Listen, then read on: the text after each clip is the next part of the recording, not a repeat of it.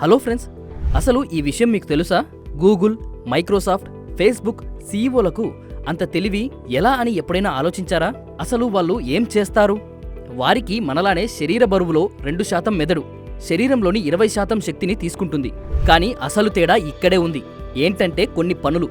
అవి మెదడు పదునుని పెంచి కాగ్నిటివ్ ఫంక్షన్ను పెంచుతుంది. అవేంటో తెలుసుకుందాం. నెంబర్ 1, ఆపోజిట్ హ్యాండ్ ఛాలెంజ్ అంటారు. మీ డామినెంట్ హ్యాండ్ కాకుండా వేరే హ్యాండ్తో 2 నిమిషాల పాటు చిన్న వాక్యాన్ని రాయండి. మీరు కుడి చేతి వాళ్ళైతే ఎడమ చేతితో రాయండి. ఇలా కొత్త న్యూరల్ పాత్వేలను యాక్టివేట్ చేసి మెదడు ప్లాస్టిసిటీని పెంచి కోఆర్డినేషన్ మెరుగుపడేలా చేస్తుంది. నెంబర్ 2, చేతుల కదలిక సమన్వయం.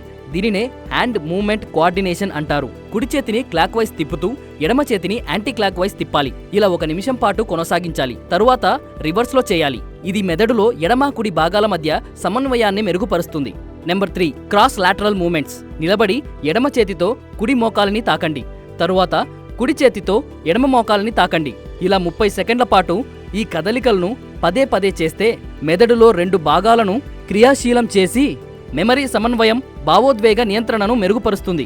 ఇలా చేయడం ద్వారా కొత్త న్యూరాన్లు అభివృద్ధి, మెరుగైన సమస్యల పరిష్కార నైపుణ్యాలు, వృద్ధాప్యాన్ని నిరోధించే సామర్థ్యం పెరుగుతుంది. నిత్యం చిన్న చిన్న బ్రెయిన్ ఛాలెంజ్లు మీ మెదడు సామర్థ్యాన్ని పదును పెడతాయి. అలాగే కొత్త నైపుణ్యాలు, వాద్య పరికరాలు, భాషలు నేర్చుకునే ప్రయత్నం చేయండి. మరి మీరు మెదడు షార్ప్ కోసం ఏం చేస్తారో కామెంట్లో చెప్పండి. ఈ వీడియో మీకు నచ్చినట్లయితే వీడియోని లైక్ అండ్ షేర్ చేసి మన ఛానల్ని సబ్స్క్రైబ్ చేసుకోవడం మాత్రం మర్చిపోకండి. Thank you.